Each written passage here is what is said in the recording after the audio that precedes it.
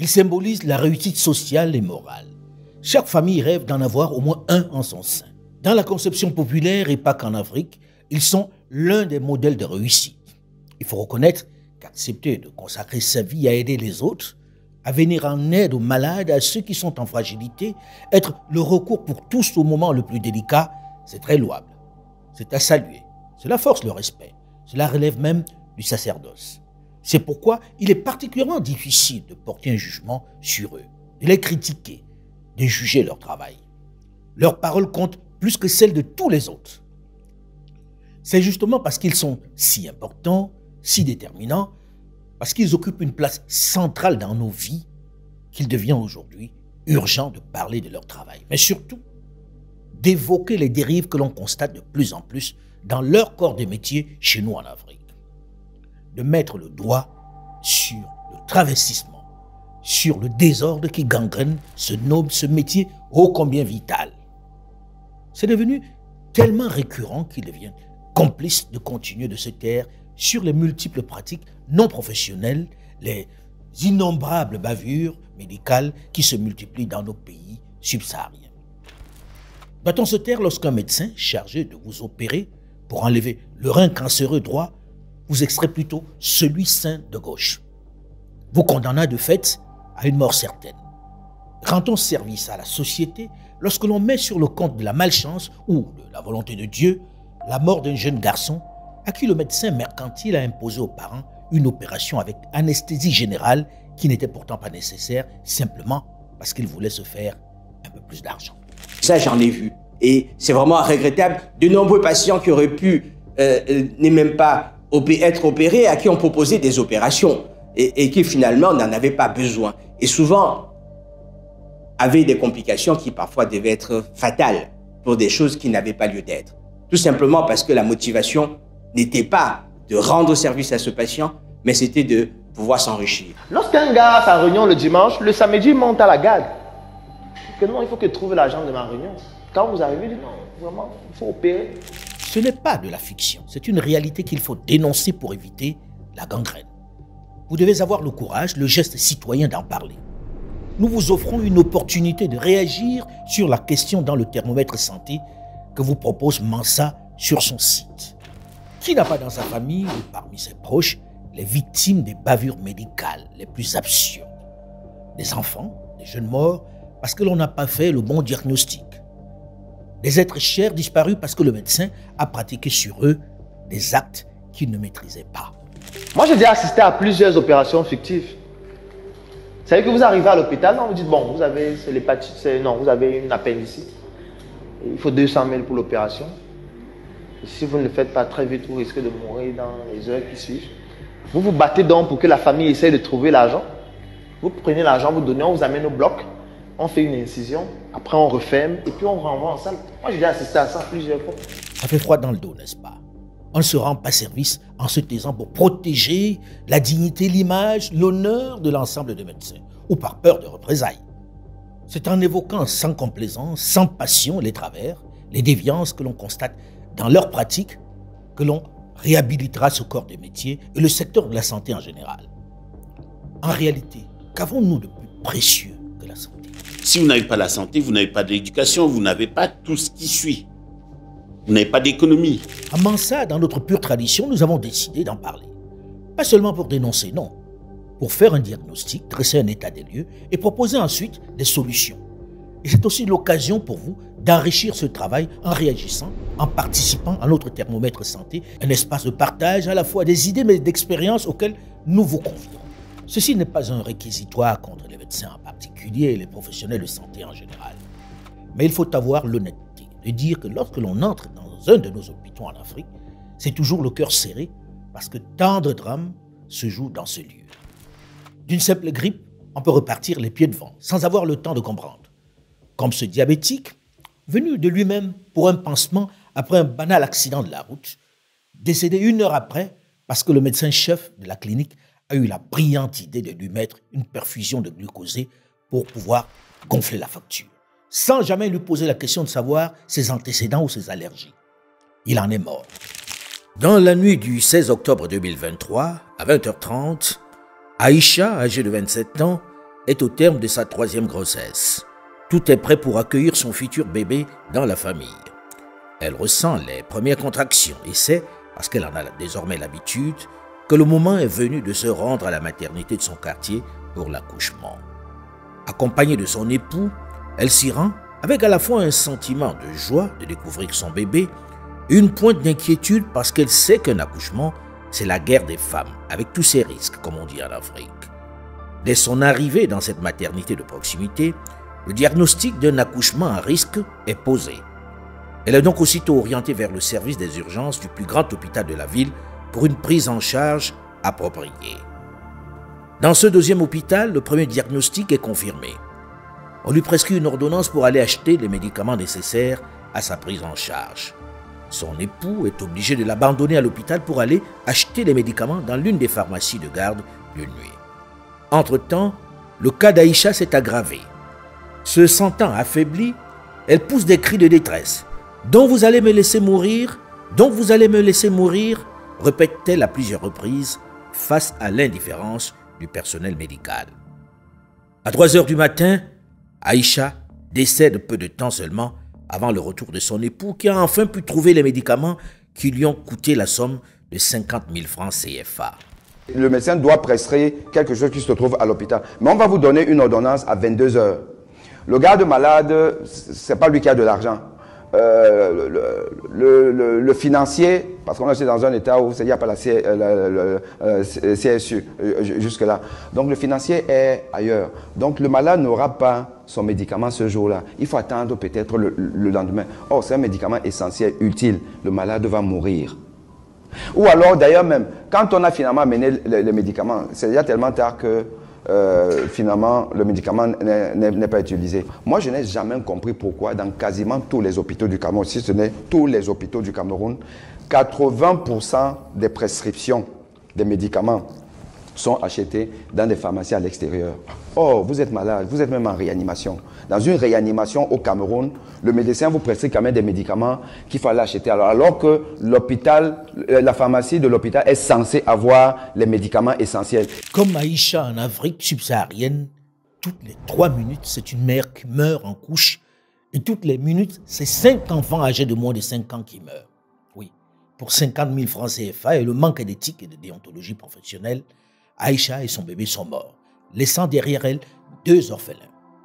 Alors que notre élite en Afrique subsaharienne dépense chaque année, tenez-vous bien, l'équivalent de 7 hôpitaux de référence pour se soigner à l'étranger par les évacuations sanitaires, contribuant ainsi au développement de l'économie et du système de santé des autres pays, au détriment de leur propre nation et de leur propre population. Cette histoire d'Aïcha est réelle et vécue par notre docteur Roger Moyomogo. Mais ce type de tragédie, vous en avez certainement écouté des centaines, voire des milliers d'autres dans votre entourage, tant ces drames de notre temps sont récurrents. Souvenez-vous cette histoire de cette autre femme enceinte éventrée devant la maternité d'un hôpital du Cameroun, l'hôpital Lakintini qui m'a vu naître il y a une 60aine d'années. Monique Koumatekel, 31 ans, est sur le point d'accoucher et les choses se présentent mal. Elle est conduite dans des conditions dantesques à l'hôpital Lakintini à Douala au Cameroun. Plusieurs membres de la famille l'y accompagnent. Et Rose les rejoint en moto-taxi. Commence alors une véritable partie de ping-pong entre les différents services hospitaliers. Première étape, les urgences. Logique. Allongée sur la banquette arrière du taxi, Monique Koumatekel semble inconsciente, mais elle est enceinte, alors c'est du ressort de la maternité. Elle y est envoyée par un concours de circonstances rocambolesques, une funeste méprise. Elle est conduite plutôt à la morgue, avant qu'elle ne soit redirigée ensuite à la maternité. Ici, comme de tradition, dans de nombreuses maternités, pourtant à large majorité féminine, l'accueil du personnel médical est glacial. On déclare Monique sans l'avoir examinée morte et on les renvoie à la morgue. En l'absence de certificat de décès, la morgue ne peut les accueillir. L'employé de la morgue s'étonne qu'on veuille y installer une femme enceinte dont le fœtus donne visiblement encore des signes de vie. Sa place est normalement à la maternité. La famille y retourne. Nouvelle supplique adressée au personnel, nouveau refus au motif, cette fois, que l'unique bloc opératoire du service est déjà occupé. Rose Taquet ne peut contenir sa colère à l'évocation de cette infirmière, insinuant qu'elle tente peut-être de maquiller un crime et lui intimant l'ordre de quitter les lieux avec ses bêtises. Ce n'est pas la première fois qu'une femme meurt avec un fœtus dans le ventre, dit-elle cyniquement. À ce moment, germe dans l'esprit des bateaux qui se sont multipliés l'idée de faire sortir ces enfants qui semblent encore vivants et qui remuent dans le ventre de la défunte. Manque d'oxygène certainement. On envisage même l'usage d'un simple couteau pour ouvrir rapidement son ventre. Il est même question, dans la panique, de mettre à contribution l'employé de la morgue. Mais il se déclare incompétent. Il va néanmoins suggérer l'utilisation d'un bistouri qu'ils vont prestement acheter à la pharmacie de l'hôpital pour la modique somme de 200 francs CFA, 30 centimes d'euros. Elle achète également une paire de gants. Rose a choisi de pratiquer son opération devant les portes closes de la maternité, au cas où le nouveau-né aurait eu besoin d'oxygène, dit-elle. Oui, Monique est éventrée devant des badauds, mais également les infirmières hilars qui sortent leur portable pour filmer cette scène. Les deux enfants ne vont pas survivre à cette opération du désespoir. La Kintini est le deuxième plus grand hôpital du Cameroun après l'hôpital central de Yaoundé. Ironie du calendrier, le drame s'est joué moins d'un mois après l'inauguration, le 22 février, de la maternité Ashanti Diamant entièrement rénovée, présentée par le ministre de la Santé comme une unité de pointe destinée à faciliter la prise en charge des femmes enceintes et des nouveau-nés. Elle devait permettre de réduire les mortalités infantiles et maternelles qui restent très élevées au Cameroun. En moyenne, 700 femmes sur 100 000 meurent en couche et 100 bébés sur 1000 décèdent à la naissance. Tous ces deux drames, loin d'être exhaustifs, illustrent jusqu'à la caricature la pratique dans nos hôpitaux. On ne peut pas être soignant si on n'a pas, au fond de soi, ce trait d'humanisme qui fait qu'on se met à la position de l'autre. Je tombe dans un hôpital public qui s'est clochardisé lui-même et où malheureusement la pauvreté a élu domicile et où chaque personne, de l'administratif à l'infirmier, de l'infirmier au médecin, arrive et a privatisé le petit espace dont il a le pouvoir. J'arrive dans une jungle en fait, très malheureusement. C'est dur à dire, j'aurais voulu ne pas le dire, mais c'est malheureusement la vérité. Quand on va aujourd'hui en Afrique avec, dans nos différents voyages que nous avons sur le continent, on se rend compte aujourd'hui qu'il y a un pessimisme ambiant auprès des professionnels de santé. La sérénité n'habite vraiment pas ses centres. La santé, elle est importante. La santé d'un peuple, la santé de la jeunesse, c'est l'avenir.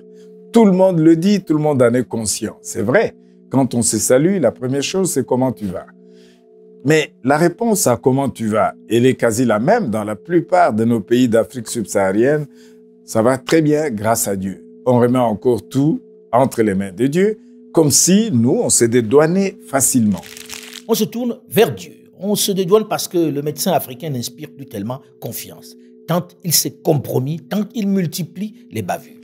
Il y a des problèmes, il faut avoir le courage de les dénoncer. L'argent a corrompu l'espace, c'est exact. Et très malheureusement, les gens se sont laissés aller et l'indiscipline a eu lieu domicile. J'hérite des dossiers, y compris dans la gouvernance la plus élevée, qui font honte, des choses que des médecins n'auraient jamais dû faire. Mais c'est malheureusement ça la situation. De nombreux médecins, devant un chaos généralisé, sont devenus de vrais mercenaires qui voient surtout dans le patient un client qu'il faut saigner, qu'il faut plumer. Je dois vous dire que le Congo n'échappe pas à ce phénomène des médecins pour survivre. Il n'y a pas d'autre raison. Font parfois des opérations qui n'ont aucun besoin d'être pratiquées.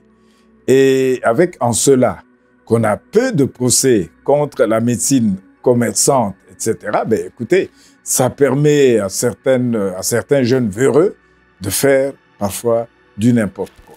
Il y a des collègues médecins qui sont généralistes et chacun d'eux a au moins 6 cachets. Il a le cachet où il est neurologue, il a le cachet où il est gynécologue, il a le cachet où il est pédiatre, il a le cachet où il est ophtalmologue, en fonction du patient qui vient. Et du coup, il consulte à 10 000. Dès que la consultation finit, il vous donne un diagnostic très compliqué. Vous avez le syndrome de Munchausen. Le stress commence. Mais le syndrome de Munchausen, c'est encore quoi? Il dit que pour confirmer le diagnostic, il faudrait qu'on fasse un examen. Mais on ne fait pas l'examen ici. Le seul endroit où on fait cet examen, c'est à Yaoundé, au centre Pasteur. Mais pour ne pas vous compliquer la tâche, on a un service d'acheminement des échantillons. Donc on va vous prélever, on va faire analyser là-bas, et puis vous aurez les résultats sous une semaine. Vous êtes dans la détresse. On vient de vous donner un diagnostic, vous n'avez jamais entendu le nom là quelque part. Vous demandez, doc, l'examen c'est combien? On vous dit c'est 50 000. Quand vous payez 50 000, ils ont une infirmière qui vous prélève. Et dès qu'on vous prélève, ils ont les faux imprimés du centre Pasteur, les faux cachets, les faux reçus. On vous fait un faux résultat et on vous donne une semaine après. Moi, j'ai vu plusieurs fois des patients, des professionnels. Au début, c'était un peu choquant de voir que face à un patient, ce qui compte, c'est d'abord ce qu'il va en gagner. Et là, on n'est vraiment plus dans la médecine.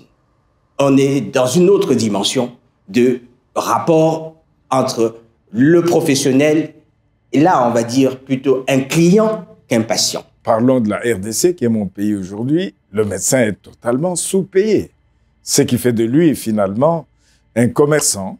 Un des vrais problèmes de la santé en Afrique, ce n'est pas le matériel, c'est même pas une question d'argent, c'est d'abord et avant tout une conscience et une éthique de la part des professionnels de santé. La place de l'argent est vicieuse et elle perturbe tous les rapports. Figurez-vous que certaines de ces opérations chirurgicales non justifiées ont entraîné des décès, simplement parce que le médecin voulait se faire un peu plus d'argent. Comme cette dame à Niamey qui a mal au pied, qui va sans béquille sur ses deux jambes voir le médecin qui lui propose une infiltration, sans examen préalable, une décision sans appel. Il faut dire qu'ici, au sud du Sahara, le choix du médecin ne se discute pas. Il sait forcément ce qu'il fait. Le patient qui ose l'interroger est le plus souvent rabroué. « Vous voulez m'apprendre mon travail ?» dit-on. Parmi les qualités humaines du médecin, c'est savoir se remettre en cause, savoir être humble. Qui oserait mettre en doute le savoir, la science du médecin au regard des années d'études qu'il a fait? On ne se plie au diagnostic et au choix de son médecin. C'est ce qu'a fait cette dame qui souffrait simplement d'arthrose. Un jour après son infiltration faite tambour battant, sans examen préalable, la dame mourait dans des douleurs atroces. Et bien sûr, comme de tradition, la famille évoque la volonté du bon Dieu et s'en remet à sa décision. Le médecin n'est jamais interrogé sur les raisons de la disparition du proche. Dieu a décidé que c'est ainsi que le proche allait partir. C'est ce qu'on dit. D'ailleurs, ce qui se passe ici, nous avons ce qu'on appelle des réunions de concertation pluridisciplinaire. C'est quoi? On part du principe que si on vous découvre une maladie cancéreuse, c'est grave. C'est très grave. Eh bien, si on ne veut pas de perte de chance, il faut que tout soit précis. Et quand on dit précis, c'est probablement relu une deuxième fois. Sans que cela ne soit dans l'intention de froisser le premier expert. Donc, tous les examens qui sont faits dans cette situation, nous avons des réunions hebdomadaires où nous nous remettons avec un radiologue. Le médecin dans l'environnement subsaharien joue d'une impunité totale. Le médecin véreux, la brebis galeuse, peut faire ce qu'elle veut en toute impunité. Pour ce qui me concerne, pour avoir été dans plusieurs pays en Afrique, au Congo, au Rwanda, au Tchad, au Cameroun, pour ne citer que ces exemples, je pense qu'on devrait, à un moment donné, envisager, penser à probablement une réorganisation et une responsabilisation des malades et des soignants. Parce qu'il n'y a pas de compte rendu, il ne rend pas de compte à une société qui lui demande de ce compte. Donc, comme il ne rend pas de compte à la société où il ne pense pas qu'il doit le faire, il se sent quasiment imbu de tous ses pouvoirs. Il a presque l'impression qu'il n'a de compte à rendre qu'à lui et à Dieu, alors que c'est au patient et à la société qu'il doit rendre des comptes. Si il y a un cadre dans lequel il peut évoluer avec le sentiment qu'il doit rendre des comptes à ses patients et à la société, je vous garantis que tous ces actes et ces gestes seront bien mesurés et pesés parce qu'il y a ce compte à rendre aux patients et à la société et sa déontologie se fera naturellement et l'éthique et la conscience professionnelle accompagnera ces actes. On ne peut pas exercer dignement, on ne peut pas exercer déontologiquement sans avoir, comme si on n'avait pas de compte à rendre. On a mené une étude qui montre que plus de 45% des césariennes qu'on fait aux femmes qui sont enceintes ne servent à rien. Moi, je parle de... Parce que quand on parle, vous avez l'impression que c'est dans l'espace et que ça ne vous concerne pas. Vous arrivez à l'hôpital, vous êtes enceinte, vous pouvez accoucher par voie basse, mais on essaye de trouver des raisons pour que vous passiez à la césarienne. Parce que ça fait en sorte que le médecin a des codes pas à chaque fois qu'on vous opère et que l'hôpital fasse plus d'entrées. On a eu affaire à des praticiens qui étaient vraiment très consciencieux. C'est peut-être un cas très particulier, que ce soit à Yaoundé ou à Douala, où les choses se sont vraiment bien passées. On a gardé même de très bons contacts avec ces praticiens. Comme quoi, dans tout cet écosystème-là, il y en a qui restent très professionnels et très sérieux dans ce qu'ils font. Je pense que dans l'immense majorité des cas, nous avons des soignants consciencieux. Nous avons des soignants qui ont des pratiques déontologiques et ce qui est toujours remis un petit peu, à mon sens, en avant, mais qu'il faudrait combattre, c'est ces gens qu'on appelle couramment des brebis galeux dans des troupeaux. Certainement.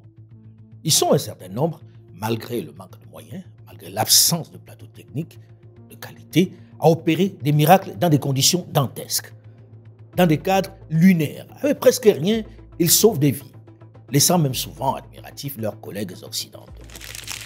Ici, il n'y a ni scanner, ni radio. C'est avec son seul stéthoscope qu'il peut faire un diagnostic.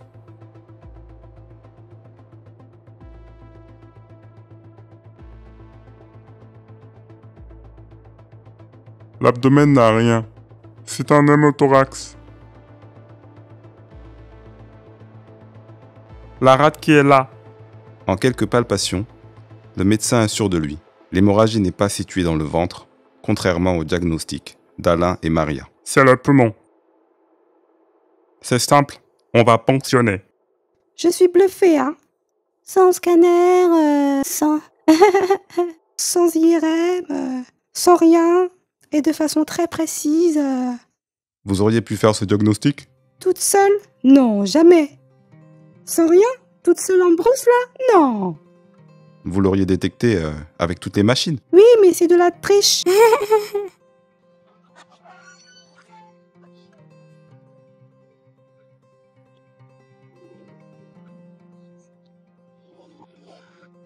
C'était que le diagnostic était le bon. Le diagnostic est bien posé. C'est ça, effectivement. Le flair médical africain. Je me sens vraiment comme une petite gamine, là. Je me sens minable. Je ne leur arrive pas à la cheville. Une belle leçon d'humilité. Avec très peu de moyens, ils arrivent à faire le diagnostic qui est le bon, dans le temps imparti, qui permet de sauver la personne. Or, moi, avec tout ce que j'ai appris, ou alors, je suis une tocarde. Pas vraiment. Ces médecins, par expérience, ont acquis des techniques et des réflexes propres à leur environnement qui permettent de soigner les leurs. Ils ne représentent malheureusement pas la majorité. Il ne faut surtout pas jeter le bébé avec l'eau du bain. Il ne s'agit pas de dire que les médecins africains sont mauvais, non. Il s'agit de débusquer la mauvaise graine qui est en train de contaminer et de discréditer les meilleurs.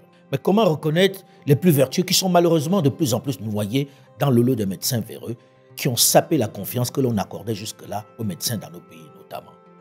Comment en est-on arrivé là? Comment celui qui a juré de consacrer sa vie à sauver celle des autres, à soigner nos maux, est devenu un commerçant à qui on hésite à confier sa santé? Je vous dois la sincérité de dire que la formation du médecin aujourd'hui souffre de beaucoup de choses. La première, c'est l'absence d'infrastructures nécessaires pour l'acquisition réelle de compétences sans le stress. La deuxième, c'est pas suffisamment de pratique pendant la formation et du coup, les jeunes médecins qui sortent ne sont pas sûrs d'eux-mêmes. Ils doivent aller de stage de perfectionnement, c'est le mot dans la plupart des pays, en stage de perfectionnement pour commencer finalement quand leur véritable pratique de médecine. Aujourd'hui, dans la plupart de nos États, on a ce problème de formation. La formation laisse parfois à désirer parce que au moment de la formation, on voit très bien qu'il y a une sorte de prolifération de centres de formation sans avoir forcément les moyens adéquats pour pouvoir produire des compétences et des professionnels adéquats. Ça, c'est un fait. Il manque cruellement l'accès aux outils réels de diagnostic, notamment les outils de laboratoire, d'imagerie, auxquels ils n'ont pas accès pendant leur formation. Des autorisations des écoles de formation, les écoles de formation. Comment sont autorisées ces écoles de formation? Est-ce qu'il y a des organismes de contrôle de ces écoles de formation? C'est vrai que dans nos nombreux pays subsahariens, notamment francophones, on a vu se multiplier des écoles de formation de médecins qui n'avaient pas toujours les compétences, mais surtout les installations, les plateaux techniques pour former de façon pratique les nombreux étudiants qui se bousculent à l'entrée. Les écoles où les conditions d'admission sont des plus fantaisistes, où l'étudiant pendant toute sa formation n'a pas de stage et n'ingurgite que des connaissances théoriques, sans pratique. C'est plus grave que vous ne l'imaginez. C'est un crime contre l'humanité, ce qui se passe à la faculté de médecine de Douala. Et je parie que ce n'est peut-être qu'à la faculté de médecine de Douala. Vous avez beaucoup de médecins là qui sont dehors aujourd'hui, qui sont sortis, qui ne sont pas des médecins.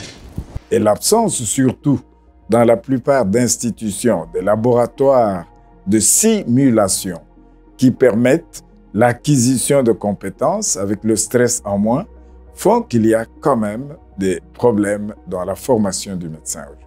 Effectivement, quand on sort avec un déficit de formation d'une formation, il y a des étudiants, on voit dans des universités qui font tout leur cursus sans avoir vu un malade ou un appareil qui est censé être utile dans sa pratique. Parce qu'il n'y a pas assez de centres de formation pratique, parce qu'il n'y a pas assez des outils pédagogiques et à la fois techniques pour pouvoir accompagner ces formations. Donc du coup, ils sortent parfois avec une théorie un peu limite, mais ils ont quand même un certain fond théorique. Mais sur le plan de compétences réelles, effectivement, parfois, et même très souvent, il y a des déficits. Même ici en Occident, dans toutes les pratiques médico-techniques, on crée ce qu'on appelle des seuils de pratique. Ok? On sait que si un chirurgien qui pratique de la cancérologie digestive ne fait pas ou ne travaille pas dans une équipe qui fait plus de 30 colectomies, c'est-à-dire 30 opérations du gros intestin par an, il ne sera pas à mesure de prouver sa capacité à gérer des situations. N'oublions pas qu'en médecine, ce qui est simple, on le fait facilement, mais on travaille dans l'hypothèse d'avoir des situations compliquées. Quand vous êtes membre d'un jury de thèse, vous voyez un étudiant vous présenter son travail. Vous demandez s'il a eu un encadreur. Et il va sortir médecin. Non seulement il a fait l'école buissonnière, et que même dans les stages à l'hôpital, un coup il vient, un coup il ne vient pas. Il ne va jamais au cours magistraux à la faculté. Donc il ne connaît pas grand-chose, mais il va sortir diplômé. Et c'est lui qui va vous soigner. Absolument. Et la théorie elle-même, comme je disais, souffre quand même des manques criants d'outils réels qui doivent accompagner cette théorie. Je suis enseignant-professeur à la faculté de médecine de Douala. Est-ce que vous savez que le taux d'absentéisme des étudiants frise les 80%? C'est-à-dire que dans une promotion de 100 étudiants, quand vous avez 20 qui viennent à votre cours, vous êtes content. Et ça, c'est pour tous les cours, tous les enseignements, tous les enseignants. C'est comme ça là que ça se passe. Aucun médecin ne peut aujourd'hui pratiquer sa première appendicectomie sur un être vivant, qu'il la fasse sur un mannequin. Des erreurs sur le mannequin, ça n'a pas de conséquences. Mais lorsqu'ils sont formés et lorsqu'ils sont équipés en laboratoire de simulation, ils acquièrent des compétences théoriques, certes, pratiques également, avec le stress en moins. On a été tous formés. Mais quand on est formé, c'est comme l'auto-école. On vous apprend les principes de bonne conduite. Mais si derrière, vous ne conduisez pas assez, le nombre d'heures de conduite conditionne votre efficacité ou votre expertise dans tel ou tel autre domaine. Je pense qu'aujourd'hui, c'est le cas. Beaucoup de praticiens formés en Afrique n'ont pas un nombre de patientèle suffisant pour pouvoir exercer et acquérir de l'expérience par rapport à la théorie qu'ils ont appris à l'école. Est-ce que vous savez qu'à la faculté de médecine de Douala, depuis des années, il y a une mafia de thèse? Au-delà de la formation qui, c'est clair, n'est pas de qualité, en tout cas pas à la hauteur, pour les raisons évoquées, le manque d'infrastructures, la multiplication des écoles de formation pas toujours équipées, pas toujours homologuées, le manque de laboratoires et bien d'autres éléments que nous avons énumérés, Il y a aussi un autre phénomène. Certains de nos médecins diplômés, depuis des décennies, ne sont jamais retournés à l'école pour update leurs connaissances. Ils sont encore pour beaucoup dans la vieille médecine aux doigts mouillés. Ils continuent de scruter vos yeux pour voir si vous êtes anémié, vos ongles pour déterminer si vous avez la jaunisse. Toute poussée de fièvre pour eux est un paludisme. Certains continuent même de pratiquer des chirurgies d'une autre époque, comme si le temps s'était arrêté depuis l'obtention de leur diplôme de médecine. Après 10 ans, on a oublié tout ce qu'on a étudié, devient pratiquement suranné avec la vitesse d'évolution et de formation à travers le monde. Et surtout de mettre en avant ce qu'on appelle les formations médicales continues.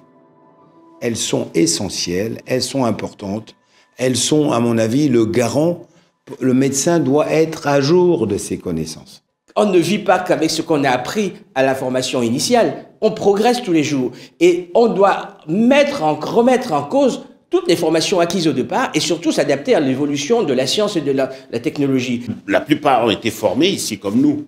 Et aujourd'hui, ils ont du mal à pouvoir exercer convenablement avec du matériel dernier cri ou du matériel convenable pour soigner confortablement leurs patients. Je vous dis qu'en République démocratique du Congo, par exemple, avec l'ordre de médecins, on n'y est pas encore arrivé, je dois vous l'avouer, on insiste sur l'organisation par les facultés de médecine de la formation continue du médecin. Et nous, ici, en Europe, où on est installé et où on y travaille, tous les 2 à 3 ans, nous avons des cycles de formation continue qui nous permettent de repartir, revoir certaines bases, de choisir certaines disciplines où, par exemple, vous n'avez pas assez exercé. Comme je vous disais, si vous ne pratiquez pas assez, quelque part, vous perdez la main, comme on le dit. Donc, il faut, de temps en temps, qu'il y ait des cycles de mise à niveau qui permettent aux médecins de se rendre compte, parce qu'il suffit que vous soyez dans une zone rurale où vous avez moins d'exigences en termes de telle ou de demande, en termes de telle ou de telle pratique. Et avec le temps, n'ayant pas exercé, vous perdez la main. Mais ceci ne veut pas dire que vous n'êtes pas compétent. Tout simplement, il faut exercer. Et les formations de mise à niveau pourraient être une solution à ce problème-là. Quelqu'un qui opère une appendicite une fois par an n'est pas habilité à faire ces gestes, ne doit pas avoir l'habilité de le faire. On doit pouvoir mettre, par exemple, des critères d'exiger qu'il doit en faire au moins une 50aine pour continuer à le faire. Or, ce genre de choses n'existe pas. Il n'y a pas d'accréditation, il n'y a pas de critères pour mettre en place des évaluations de compétences continues afin d'accréditer les gens en fonction de leurs compétences. Dans le même temps, dans cette liste malheureusement trop importante de médecins incompétents, figurez-vous, on compte aussi certains qui ont été formés en Occident ou dans les grandes nations qui, revenus au pays, adoptent les mêmes pratiques affairistes. Ils sont au moins aussi corrompus que leurs confrères formés sur place, dont nous avons parlé jusque-là. Et effectivement, la compétence parfois acquise ailleurs est parfois diluée, entre guillemets, je dis bien entre guillemets, dans une sorte de médiocrité ambiante. Paradoxe frappant tout de même, lorsque l'on sait que de nombreux hôpitaux en Europe et aux États-Unis d'Amérique ne fonctionnent que grâce aux médecins africains qui y sont en nombre et qui s'illustrent par la qualité de leur travail dans un environnement très sélectif, très concurrentiel. Ils sont des milliers comme le docteur Prissy Kamchou, le docteur Roger Mogo, le docteur Mekontso et bien d'autres qui opèrent et sont courus par des grands centres hospitaliers. Des compétences qui sont très demandées. Et ils sont d'ailleurs encore nombreux aujourd'hui à être courtisés par des nations comme le Canada qui viennent les chercher même jusque sur le continent. Depuis plusieurs années, le professeur Adotevi s'attelle à développer un vaccin anti-cancer universel, l'UCP-Vax. Encore en essai, mais déjà déployé dans 15 centres en France, ce vaccin anti-cancer est un vaccin thérapeutique. C'est-à-dire que contrairement au vaccin préventif, il aide les patients à lutter contre un cancer déjà déclaré en stimulant leur système immunitaire. Après toute la chimio que j'ai fait, il y a 5 cellules qui étaient venues au poumon. J'ai fait des rayons. Il y en a 3 cellules qui ont été brûlées par les rayons. Et les 2 autres qui n'ont pas été brûlées, ils ont été sur le foie. Et c'est pour ça qu'on m'a fait le vaccin. Et ça, le vaccin, il les a détruit, ces cellules cancéreuses? Oui. j'ai plus rien. Je suis en rémission depuis 3 ans. Encore normalement 2 ans de rémission. S'il n'y a rien au bout de 2 ans, c'est fini, je suis guéri. Ah, vous avez vos résultats sont là. Avant le vaccin, vous n'aviez aucune réponse contre le cancer, je dirais. Vous n'avez pas de défense immunitaire contre le cancer. Et depuis qu'on a commencé, vous êtes positif. Et là, juste qu'aujourd'hui, vous avez des cellules immunitaires contre le cancer qui sont chez vous. Je peux vous dire que merci. Mais merci à vous nous avoir fait confiance également. Des exemples patents, sans ambiguïté, qui montrent bien que la question n'est pas l'origine du médecin. Il est au moins aussi doué que les autres. Il n'a aucun complexe à avoir. Mais dans le même temps, comment expliquer qu'il soit si brillant en Occident et que certains, une fois arrivés en Afrique, versent dans la corruption et l'à peu près que quelques autres teignent de médecins locaux? Comment expliquer ce paradoxe qu'ils soient si peu consciencieux, si souvent discrédités, dévalorisés dans leur pays et si demandés et efficaces là-bas? À la vérité, si l'on peut faire autant de reproches à nos médecins, si l'on peut leur faire toutes ces critiques d'incompétence, d'être plus mus par l'argent, on doit avoir l'honnêteté de reconnaître la part de responsabilité plus criarde de nos dirigeants, du système vis-à-vis d'eux. Le mal est visiblement systémique. Notre société, son modèle organisationnel a justement fait ce qu'il ne fallait pas faire. Il a clochardisé les seules personnes qui sont censées s'occuper de notre santé, comme tu l'as dit tout à l'heure. Et je crois que le vice est dans le fruit. Et mon point de vue est simple, c'est qu'il faut refaire le logiciel. Aujourd'hui, pour être médecin, en France, en Europe, l'école allemande, il faut déjà faire 6 ans de tronc commun, 6e année, et à l'issue de 6e année, la médecine générale est devenue une spécialité. Vous avez 2 années pour devenir médecin général. Vous savez, je suis dans un hôpital public, il a 3 types de rémunération. La première, c'est le salaire que l'État congolais donne de manière régulière à ses médecins. Il n'est pas très élevé, il n'est pas réellement acceptable pour un médecin, mais à côté de ça, l'État congolais donne des primes, qu'on appelle les primes de risque. Et en 3e lieu, l'hôpital, qui génère des revenus, est censé donner un complément de paiement. Et je peux encore me plaindre, ou ils peuvent se plaindre du fait que le salaire et les primes que l'État paye ne sont pas à la hauteur, mais l'hôpital a la capacité de pouvoir générer de l'argent et le répartir correctement. C'est là-bas que les médecins ont péché. Au Sénégal, un médecin généraliste gagne normalement entre 158 000 francs CFA et 420 000 francs CFA net par mois, au début de son contrat. Après 5 ans d'ancienneté, ce salaire oscille entre 244 000 francs CFA à 646 000, soit un peu moins de 1 000 € par mois, pour une semaine de 40 heures. Au Bénin, le salaire de base du médecin généraliste dans la fonction publique est d'environ 173 000 francs CFA, c'est-à-dire un peu plus de 250 € par mois.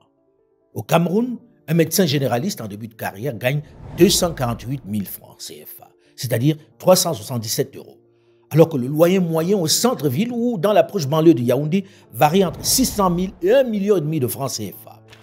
En gros, un médecin n'a même pas les moyens de se payer un loyer à proximité de son hôpital, après près d'une dizaine d'années d'études après le baccalauréat.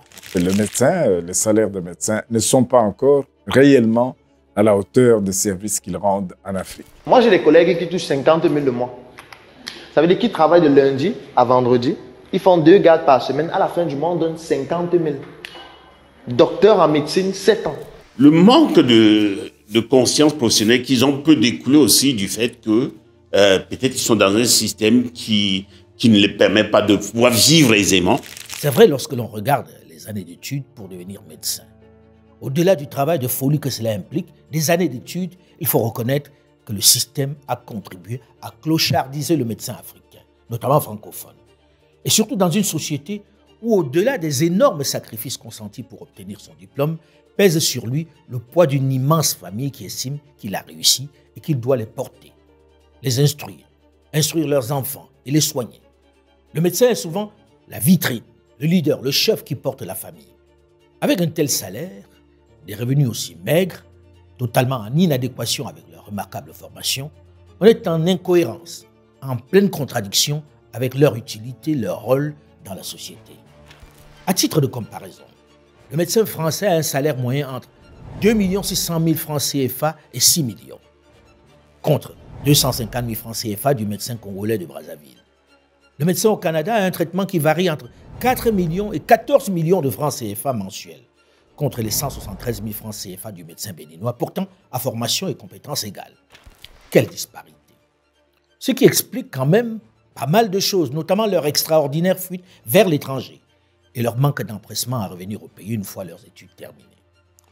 De nombreux hôpitaux en Europe, notamment en France, en Belgique, en Allemagne, mais aussi aux États-Unis d'Amérique, grouillent de médecins africains.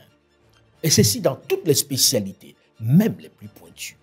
Des chirurgiens cardiovasculaires, des neurologues, des gastro-entérologues, et j'en passe. Donc, je suis docteur Innocenti Dadamessi, je suis spécialiste en tubes digestifs dans les maladies inflammatoires intestinales et couramment appelées hépato-gastro-entérologie.